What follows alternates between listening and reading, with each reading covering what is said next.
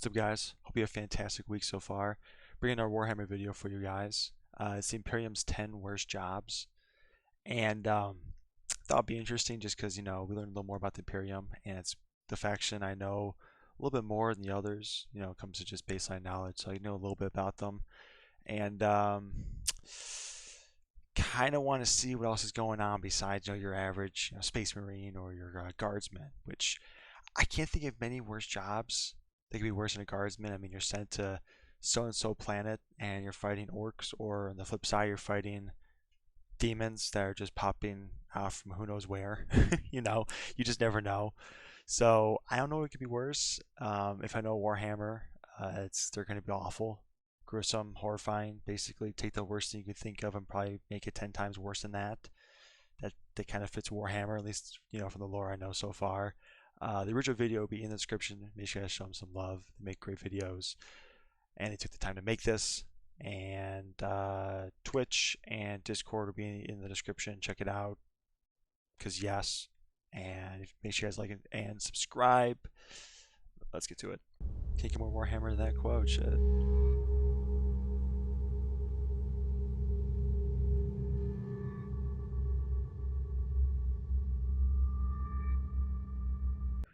They're no longer human, they become something less than beasts. They have no place of humanity, nor in the heart of the Emperor. Let them die. Be quickly forgotten. Okay, we're 24 seconds in. Alright, this is gonna be a gruesome video. Okay. Oh boy.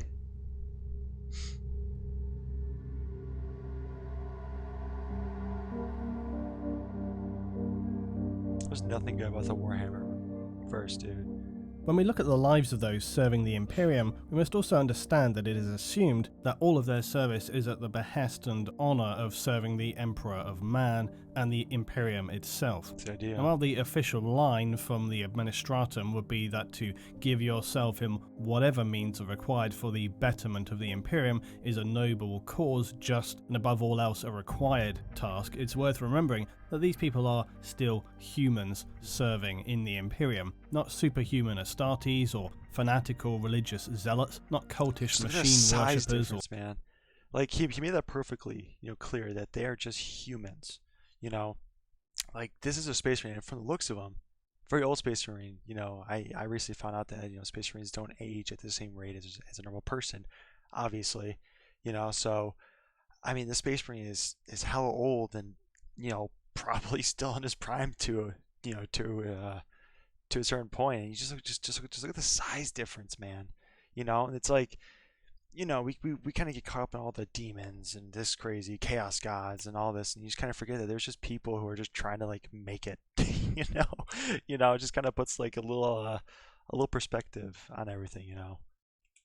Drug-crazed hive gang members, just your average person trying to stay alive and do the best that they can. Yeah. Now, while undoubtedly citizens of the Imperium know that they give to a greater cause and are indoctrinated from birth into the Imperial truth, at the same time you can't escape the harsh realities of some of the worst jobs imaginable for those poor saps who end up designated with such a plight in the grim darkness of the 41st millennium.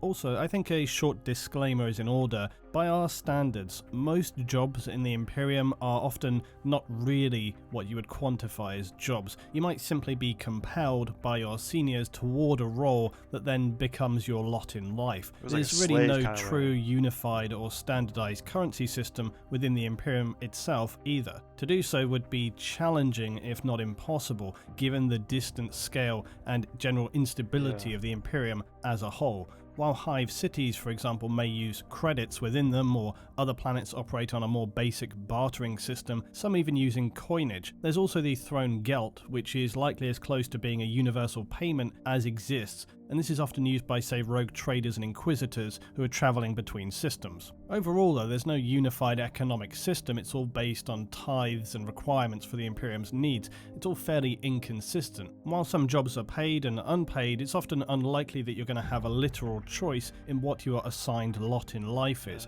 People aren't going to be going out to school and then choosing a vocation, although obviously for some jobs, some roles, some level of moderate education is required so that you can best interact with the materials and data slates that you're having to handle. But you as an individual are an unimportant speck in the grand scheme of the Imperium, and you will do what is required of you, because that is your reality. Moreover, most of the Imperium trades in commodities. This can be raw materials, military hardware, and very often humans. So more than likely you are an... Oh, I kind of called it. I said, it's kind of like slavery a little bit. Yeah. Yeah. What a great life to live, huh? For the Emperor. Asset and will be utilized however the Imperium sees it. The best way to visualize currency in the Imperium is that it's all system specific for the most part, and within a hive, for one, you are likely never going to leave, and so its credit system would be very specific to that location. There's no need for it to exist outside of that. Think of it like company money. You get paid by the person you're working for, who then also happens to simultaneously produce all of your other requirements. So you then are being paid by and paying back into that same company. It's a good way to basically regulate what the citizenry are using and ensure that everybody gets their fair or perhaps basic requirement share of things. Basic, which they probably don't even get that much either. Now you think you've got a worse 40k job in mind? Well, throw it down in the comments and maybe I'll include it in part 2 of this if I do a follow-up. And if you guys enjoy this and we open it up to even some more loose speculation for different parameters and different aspects of Warhammer 40,000, this could become an ongoing accompanying series. So now in no actual order of horror, to begin with, servitors. Now for reasons we won't get into here, within the Imperium, any advanced state of artificial intelligence is aggressively outlawed. So instead, the ever-ingenious humanity of the future has found a fantastic solution to get around this problem, because we are, after all, always such great problem solvers. The solution? Well, as is always the case, there is a plentiful supply of... What the hell is this thing? If I could, in the comments, tell me, like, what's this big floating skull with like tentacle things? That's different. Human plebs, criminals, and general undesirables. So how about we part lobotomize them, hopefully they get the gift of being mind-wiped, and then fuse what's left of their still living but now eviscerated carcasses into a somewhat functional cyborg. It's not really AI and it's not really human. Problem solved, everybody's happy. Except likely the unwilling participants of becoming a servitor. Servitors are a vital part of the Imperium, carrying out tasks too dangerous or too enduring for humans to want to take on the role. Although if no servitor were available and push comes to shove, you know that somebody's going to have to install that hyper-dangerous fuel system, and it's not going to be any officer types. While servitors are questionable... Sorry, I'm just trying to like understand what the hell I just listened to. So they're taken unwillingly, stripped apart, to put it nicely, and become these horrific looking cyborgs to then only do dangerous tasks. So they got pulled away, unwillingly had their limbs chopped off, to put it lightly, again, which sounds so messed up, turned to a cyborg to then do dangerous jobs. Man, what a great problem solving technique that was. Gosh, what?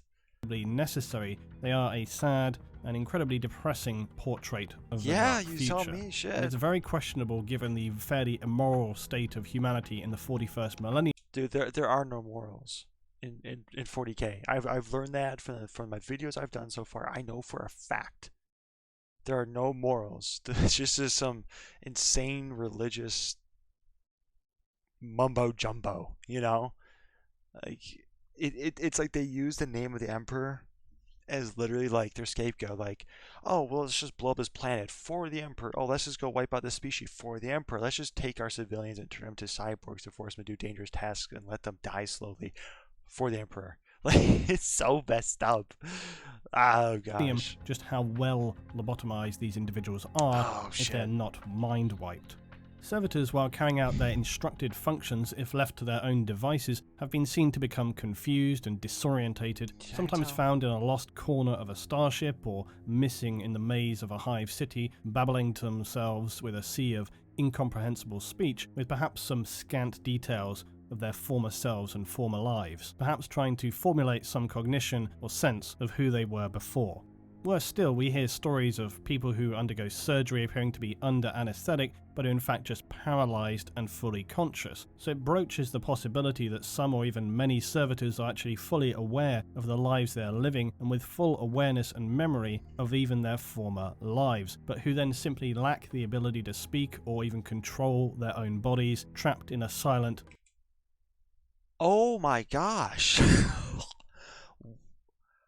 um, so you become a slave in your own body after getting unwillingly put through this procedures. Listen, I know some of you guys in the community that loves the Imperium. Let it burn. These people are so messed up. I know Warhammer's messed up, but like I'd rather be with like Papa Nurgle. Like, yeah, I'll turn to like some freak, but like shit, at least he cares about me. Like, you know what I'm saying? Like at least he cares about me. Shit, you're turned to this and they don't even give a shit about you. monotonous and Screw potentially that. unending agony in the prisons they have been physically melded into. One of probably the most common and unpleasant tasks to partake in within the Imperium would be working in its vast factories. Oh, Now, yeah. planets with hive cities will usually be spattered with important resources, and their factories will then churn out any number of processed materials necessary for the functioning of their hive and or required by order of the Imperium off-world. The administrators and governors will not care how these orders are fulfilled, Of course only they that don't. they are completed on time as required. This course, that's how subsequently they means think. the conditions for workers are just about as awful as you could imagine. Toxic, acrid air, long 20-hour shifts, token pay, and squalid, cramped living conditions. Still, for most people at this level of society, it's probably the best they could hope for.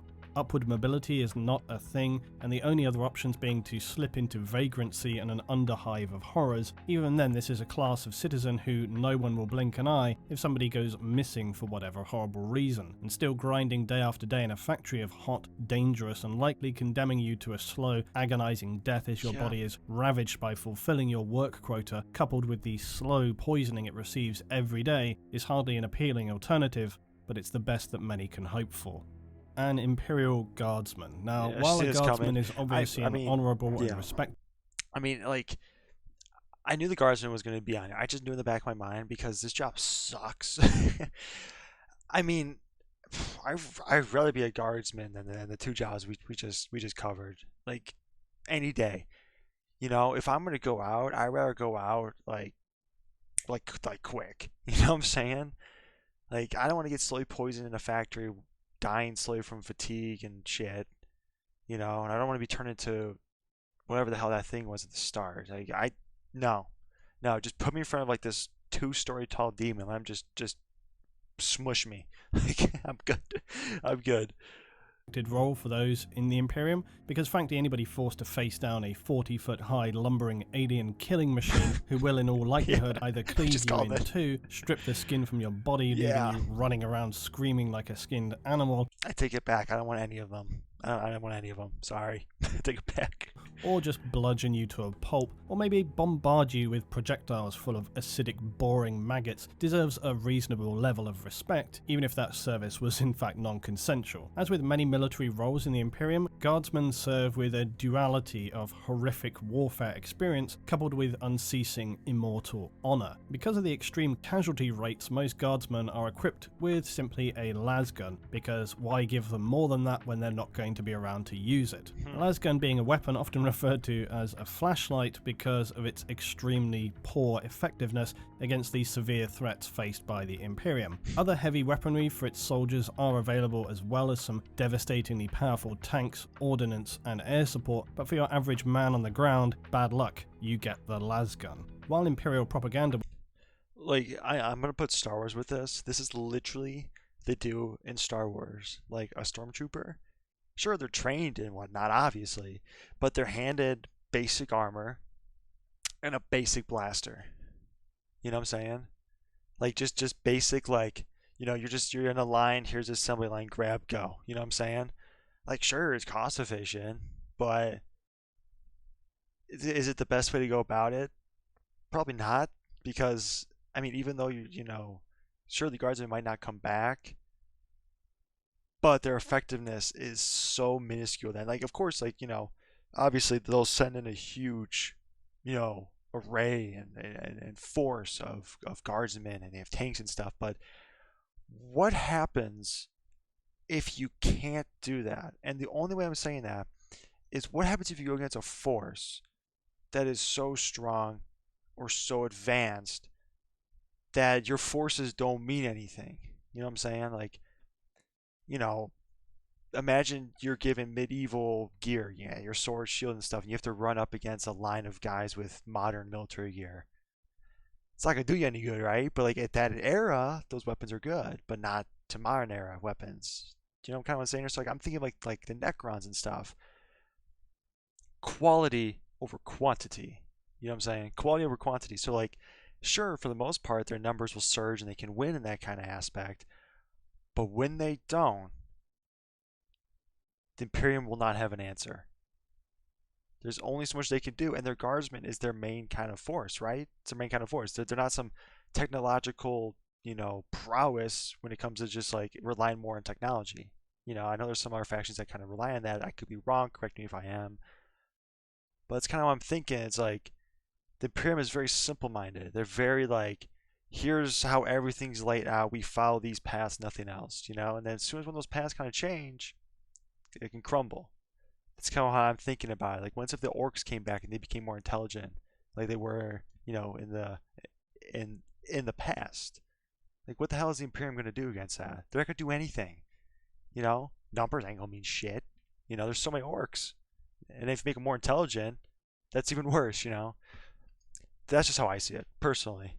Will tell the glory of serving in the Imperium, the reality is fairly disconnected from this stirring and glorifying rhetoric. The phrase Battle of Attrition comes quickly to mind for many guardsmen who will not receive much if any personal body armor, unlike their superhuman Astartes saviors. Nope, you're going into battle with the shirt on your back, and as an individual, no one is going to be stopping to help you when you lose a limb or worse. And the word expendable will be very much on your commander's lips.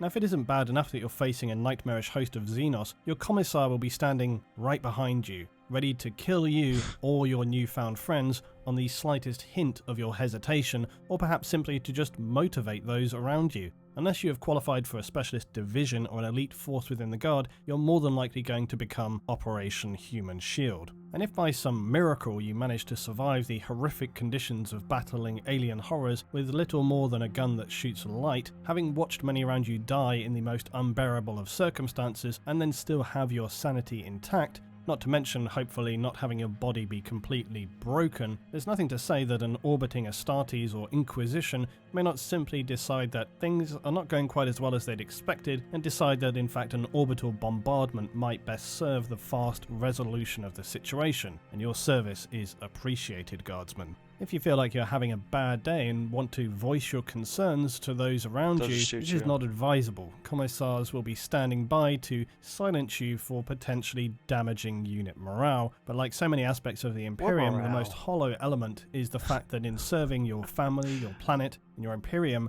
you will not be remembered, and will be 100% left behind if the situation warrants it. You will not be receiving a flashy service, or your family informed of your demise. You are but one of millions upon millions of soldiers, and while some planets are focused around specialist skills and military training, many more are unwitting or even unwillingly drafted. You will not receive special genetic engineering. You get your gun, your orders, and a direction to advance. Now get on with it, Guardsmen, before your own officer shoots you for failure to follow command. I would love to see this crumble on. I would love to see it all crumble on their heads, dude. I would love it. I would love it. Oh my gosh, that'd be so satisfying. Sorry if you guys love the Imperium, man, but they're douchebags. I'm sorry. It's just it's just kind of how it is. But I mean, that is just effed up. That's messed up. Like, they can't even like at least like say you passed to like your family. Like that's the bare minimum, in my opinion. Like, as like a service individual, that's the bare minimum. At least informing. Of course, it's the Imperium. They don't really care too much. I mean, granted, you are fighting demons and all the other shit, so it's fair enough. But there are There's something, man. I have no other words for it. I don't have any words for it. So going back when we started this portion of the video, and I said I would be guardsman again, I take it back, 100%. Direct contrast is the dull monotony of bureaucracy. You are the grease and oil in the machine as an administrative scribe. While many lives in the Imperium are pain-ridden and lives of frustrating physical agony, there is an argument to be made that endless perpetual administration is equally unbearable. The role of an administrator or an administrative scribe is to perpetually carry out tasks that must seem simply entirely pointless in the grand scheme of things. Your daily tasks lost amid a vast ocean of information. Your whole being lost in reams and reams of paper trails, and even the purpose and intent of your tasks are potentially lost to meaning, or possibly even no longer required, having been long forgotten about. Billions of clerks, scribes, and general admin staff work tirelessly to manage the Imperium at every tier. Compared to others, this may seem like a sweet job to land yourself, but imagine having to do the same thing every day, without end, without opportunity, and without meaning. In many respects, it's the closest thing to hell for many. Pointless tasks with no thanks or appreciation, no sense of really contributing anything to the greater whole, cold, harsh working conditions, still subject to the same brutal rules and regulations that dictate all Imperial life. Indeed, the very nature of Sorry about that weird cut, guys. There's an ad, so apologies if there's some weird cut there. My bad. the complex bureaucracy that is strictly enforced and allows little room for error. Regulations, forms, protocols, and process is your life. Worse perhaps is to live a life of blind ignorance of the I hate studying, so when he says it's the closest thing to hell, this is the closest thing to hell. I'm not gonna lie to you guys. I hate studying. I can't read a book. I got a short attention span. So yeah, I like to politely decline on all this here.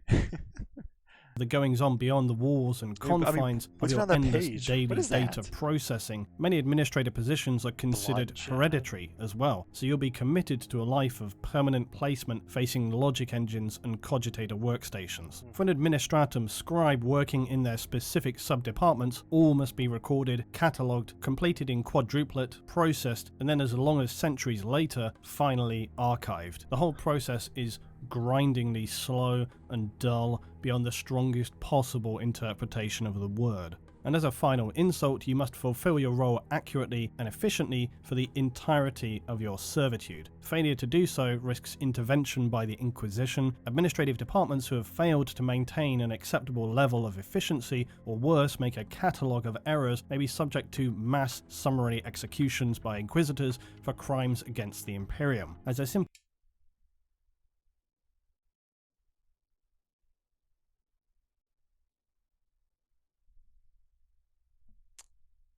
Sorry, I just had to put that together. So you have this long, grueling process to archive this information.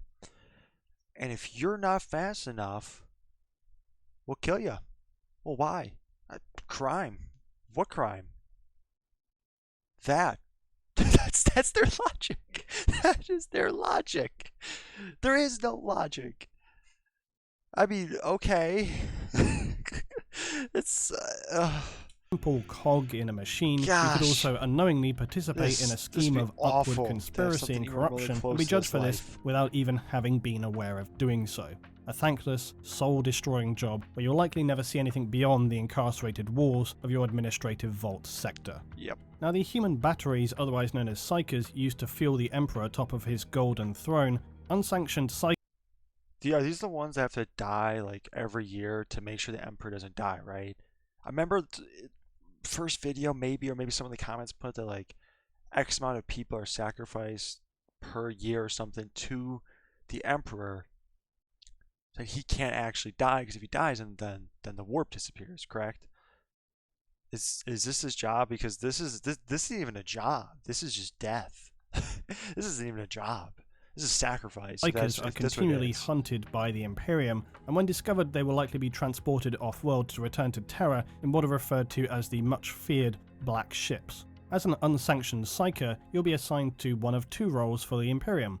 training to a full operating psyker or a psychic human battery to fuel the Emperor and the Astronomican's daily required injection of psychic power. Unsanctioned psykers represent a great threat to populations as they run the risk of unwittingly becoming a portal for demonic incursion, and those imprisoned within its cavernous, permanently dark, freezing cold holds on the journey back to Terra, with thousands of other unfortunate members being probably the most harrowing part of the ordeal, as these untrained psykers will expel their panicked and fraught emotions all around them. As such, only the most mentally strong Sisters of Silence will crew these vessels so as to be able to withstand the constantly soul-numbing despair of the incarcerated amateur psykers. For the majority of these poor souls, upon reaching Terra itself, their fate will be psychic disintegration as they're consumed by the Emperor and the Astronomican, their very mind, soul and body being So basically, when they get captured or stolen,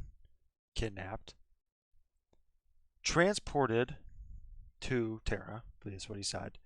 While you're traveling there, you are suffering, depression, anxiety. Basically, you're going slowly crazy. Then to just be incinerated. This is not a job. This is just awful. Consumed in agonizing psychic fire, and their bodies and brains are burned to ashes. But it does keep the Imperium's lighthouse lit for another day at least. So an unpleasant but perhaps at least highly appreciated task to carry out in your service for the Imperium is that of refueling a starship warp drive. And this has scant documentation on who specifically carries out this role, but it is described as being similar to a funeral procession. Those chosen to carry out the task will begin by leaving an airlock across the service deck of a ship, wearing robes of grey metallic thread connected up with valves of long cabling, all wearing thick lead gloves as they carry their heavy metal caskets upon their shoulders.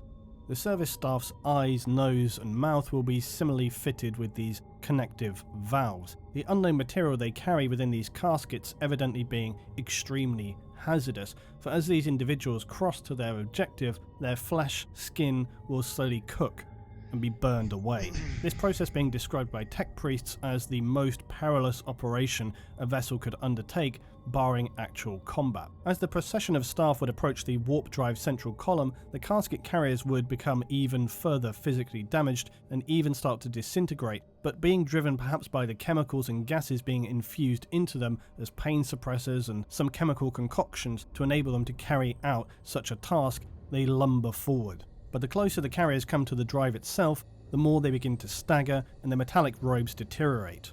Their infused chemicals keeping them barely standing as their bodies begin to quite literally fall apart, chunks of flesh and matter falling from their person as they push on to deliver their fuel to the drive. The casket would be finally pushed into a socket of the drive column as some of the carrier's limbs would detach and strips of muscle and bone hang down from their gaping robes. Servitor-like machines would collect the remains of the carriers and scrape these into yet more caskets before tech priests offer prayers to the machine god. With the last great effort, the final casket bearers would load their fuel into the drive before the doors would rapidly shut. The robed shells would now be retracted to the entry point, and the ship's captain might be heard to utter, "Emperor, preserve us," before finally turning away from the harrowing scene playing out on the engineering deck of their starship. Okay, I have heard of that. The bits I know about what he mentioned was like how they would be injected with all those drugs and whatnot to keep them going, and how they had to carry something on their back to know it was a specific like fuel thing. But didn't know that they were wearing those robes. But I did know that they would slowly disintegrate. I did hear about that a while ago, like even before I started doing YouTube videos. I don't know why I remember that. Just do. That's definitely a bad job. I don't think that's as bad as the jobs we've covered. And the only reason why I say that is because it's a one and done job. You suffer for this period of time and it's over. And they give you drugs and whatnot to kind of negate the pain. Who knows how much, but at least it's something instead of just sitting your entire life reading books and whatnot just to document them. Just if you mess up one time, you're dead, or getting sent to Planet versus Aliens and stuff, and demons and dying and stuff like that. So bad job. So far the best out of the ones we've seen so far, in my opinion. Imagine life in something like the 13th century, essentially the Middle Ages, where anything like 90% of the population spend all of their time every day working the land. This is life on a feudal world. So you about to say world. So I know there's plans to do specific things. Like, aren't there also plans to do like cattle? No, not cattle specifically, but like animals and whatnot. Like each plan has their own kind of thing. Correct me if I'm wrong on that. He might cover it honestly, but that's at least some stuff I've heard. Very little information about it, but I've heard a little bit about it. There are a few citizens with specific jobs working stone and metals, but your average person's life is doomed to endless hard labour.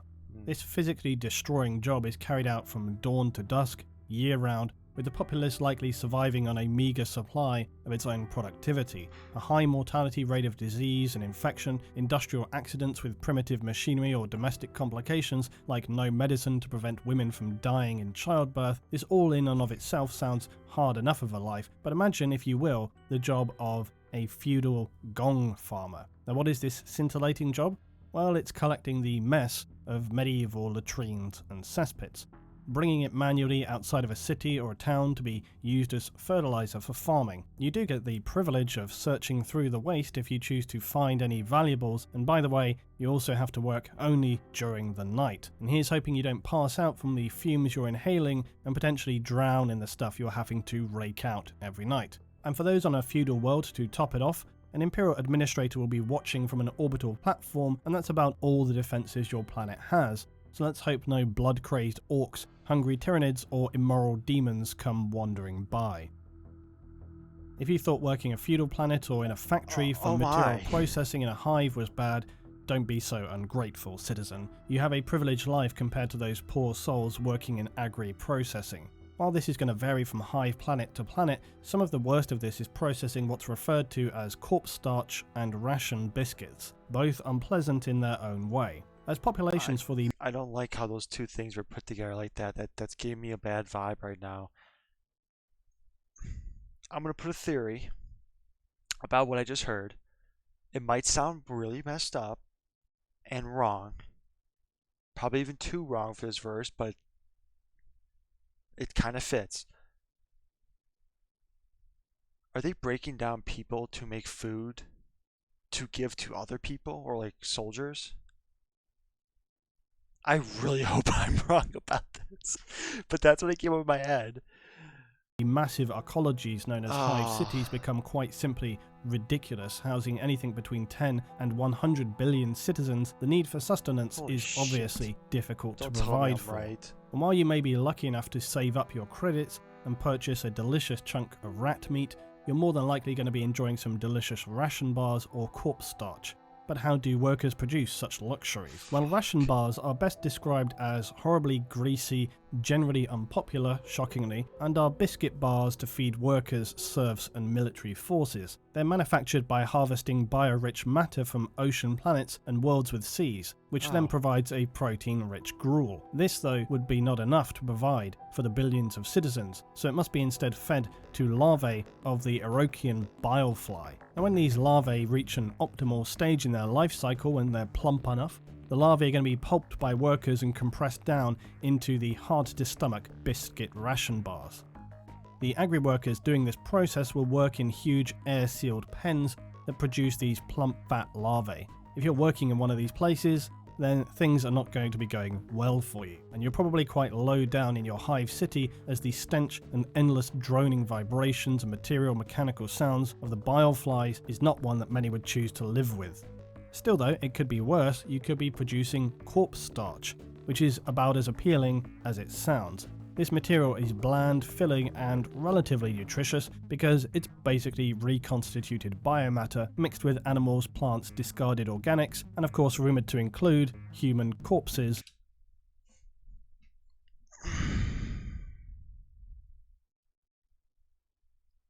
Okay, so I was kind of right. Oh my gosh. Bro, the Imperium is so awful. Screw the Imperium. Holy shit.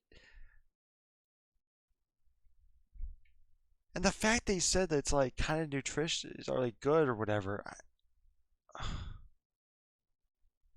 Oh my gosh. I regret picking this video. Oh my gosh. I literally just had Chipotle before I watched this. I'm gonna puke. I'm not even fucking with you guys. That is disgusting. Let's just, oh, let's just keep on going. As well. While this is undoubtedly frowned upon by various administrative Oh, this is frowned upon. Oh, it's, okay. This is frowned upon, not anything else. This is the line. Cannibalism. Honestly, I'm surprised they actually don't mind that. I mean, clearly it's okay that they let it go and it still feeds like everyone, so clearly it's not that bad in their eyes. Frowned upon. Okay. departments of the Imperium, it's one of those things that a planetary governor is going to either sweep under the rug, play down, or full-on cover up. It's never out and out a disclosed ingredient, but highly suspected that one way the population are able to be adequately fed is the mechanical reclamation of human biomatter, albeit then diluted by various other organic materials. It's like so many things in the Imperium, on the borderline of being acceptable. And when faced with limited options for feeding your population, the alternative being violent food riots, then it becomes a necessary evil. Pity though the workers who have to work in the stinking immoral environment where you must process endless stinking vats of biomatter, perhaps seeing some things that are going to be difficult to forget as you catch your eager 4 hours of rest before getting back into the production line. Now I am yet to cover the... Sorry guys. For the cut. That was another ad. Apologies. Assassins of the Imperium, but one aspect in being we actually learned about these. I think it was the second video we watched, right? Or for the Bricky's faction, Warhammer every faction. These guys are dope. Selected to work as an Imperial assassin is their pre-training. Oh. Now, as with most Imperial roles, it's quite unpleasant. Oh. This is interesting. But specifically, the role of the Eversa Temple, which disturbingly leans towards using the youngest recruits as they are less developed and therefore easier to bioadapt later in surgery. To start off with, most recruits will be orphans from a death world, of which there are quite unsurprisingly a plentiful supply in the Imperium. These recruits after some base training will be transported to Terra, but en route they will continue to be trained by a survival of the fittest assessment. These very young recruits will engage in what can best be described as an ongoing battle royale of wills, initiative, and resolve. Recruits are required to survive on minimal food, even minimal oxygen, for days on end, as well as continual forced fighting between themselves. Okay, so going back to those bars that we just watched before, that's their bare minimum. But taking children, putting them onto a ship to send to Terra, and starving them, not even giving them enough oxygen while making them kill each other is above that bar. Making bars from presumably some people is here. Putting young children in a battle royale with no food and little oxygen is here. Oh, what? Okay. I mean, those should be like on the those should both be underneath that line. Like that's a no-go. But this is the Imperium we're talking about here. It's all for the Emperor, right? This could be armed, unarmed, in near total darkness, or distracting aural and lighting conditions. Heat, cold, varying levels of gravity from the thin to the severe all will be factors in their assessment. When they eventually reach Terra, there could be anything below 1/10 of the original number of recruits who have survived this harrowing ordeal, or perhaps not at all if their assessors deem them unsatisfactory to requirements. The recruits though will then be organised by the temple they are best suited for. Eversa assassin recruits face though the further horror of being now forcibly bioengineered. These youngest recruits, who are essentially children, will be turned through this process into unstoppable drug-fueled killing machines. To achieve this, the Medicus adepts will use a range of genetic adaptation, endoskeletal restructuring, bionic implants, and infusions of chemicals to turn the previously human youth into a nightmarish weapon that can barely be controlled by its own leaders. Their cerebral cortex will also be enhanced and the brain fitted with Lobo chips. These will amplify the assassin's state of mind to either raging hate, pure determination, or extreme fanatical drive for the love of the Imperium at any cost. This whole process is unpleasant and far from risk-free. Many subjects will die of massive multi-organ collapse as their bodies struggle to handle the severe restructuring. And this is not to mention the inevitable side effects from being turned into a bioenhanced, drug-fueled, borderline if not psychotic killing machine.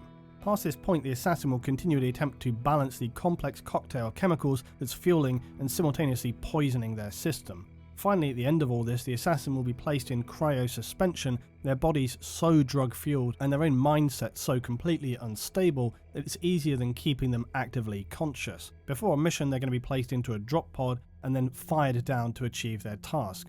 Becoming an Eversor assassin is likely one of the worst jobs in the Imperium, as your life is nothing but soul-destroying pain and servitude to be stripped of everything you were and used as an indiscriminate weapon of the Imperium. Now, penal legions are the dregs of Imperial society, so you can imagine these are some less than capable individuals. These are usually members of the Imperial Guard and PDF who have perhaps not been executed on the spot for their crimes and instead commuted to a life sentence in the loosest definition of the word. However, a penal legion can be easily made up of murderers, maniacs, thieves, in general criminal elements of society, or just those who were far too incompetent in their duties and have been sentenced to play some more mildly useful role for the Imperium. These legions, though, unfortunately, are basically the waste dump of human society and are forced to wear explosive slave collars that are more about turning the troops into human bombs than a disciplinary incentive. They march in a shambolic way towards their goal, or perhaps run if they're crazed, and then perhaps to just encourage those around them with whatever they're meant to be doing. Maybe a few of them will be blown up and detonated here and there. But is this the job we're talking about? Well, no. In fact, what we're actually sparing a thought toward are those tasked with maintaining control over these plebs. Penal Legion overseers essentially have the unfortunate task of herding a bunch of shambolic, potentially murderous and psychopathic cats. Some of the Penal Legion will relish their role and accept their death running headlong into the enemy, but others may fall into mental ruin, just falling to the floor crying, unable to move. Others may try to run away or simply just lash out and kill those standing around them. As frustratingly soul-destroying as such a task is, those commanding a Penal Legion are usually well versed in dealing out punishment, cruelty and incentives to their force, and will lay down brutal levels of discipline. Despite this professionalism though, it's still likely one of the most frustrating roles to have to command in, with a force who are potentially just as happy killing each other and themselves as they are the enemy.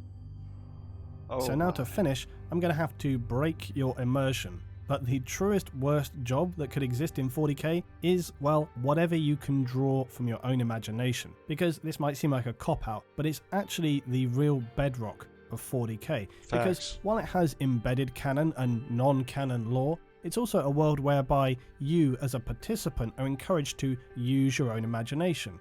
The civilian life of the Dark Future is very poorly documented, and really we only have scraps of information compared to the endless raging warfest that is ongoing between various factions. The civilian life of the Imperium is perhaps one of the most interesting aspects that exists in the 40k universe, and if Games Workshop will not expand upon it, maybe it's time we start doing so ourselves with some wild speculations and imaginings. The whole thing with 40k is that the Imperium itself is so fractured and spread across countless systems with vast distances in between, it's really hard to focus in on some of the details of different worlds. Now this has happened very, very slowly over time with little fragments of information, but some could be, for example, nightmarish gulags, while others could be verdant, lush garden worlds of pleasure. Others could be more Earth-like with all the complex goings-on of human life that this entails, or you could be living... I wouldn't even think that's even like real. Like I think that's some kind of like deception or something, like a chaos god or something. Like if I'm in the 40k universe and I see this, my first thought is this is not real. There ain't no way in hell. There ain't no way. In a horrific hive city or toxic choking forge world. Or how about a planet that's being cut off from the Imperium due to a simple administrative error? forced to go its own way with the vague hope of one day being rediscovered if it's not destroyed by some other alien process in the meanwhile. And this for me is one of the most enjoyable parts of Warhammer 40,000. You can use your own imagination to build a whole narrative given the existing lore and framework of the factions within it. Often the world of 40k draws on real world history, and it's something that I really love the idea of doing in creating whole descriptions of planets and locations that are non-canon and entirely fictional. Perhaps this is something I'll find time to do, perhaps it's something you guys would be interested in me doing.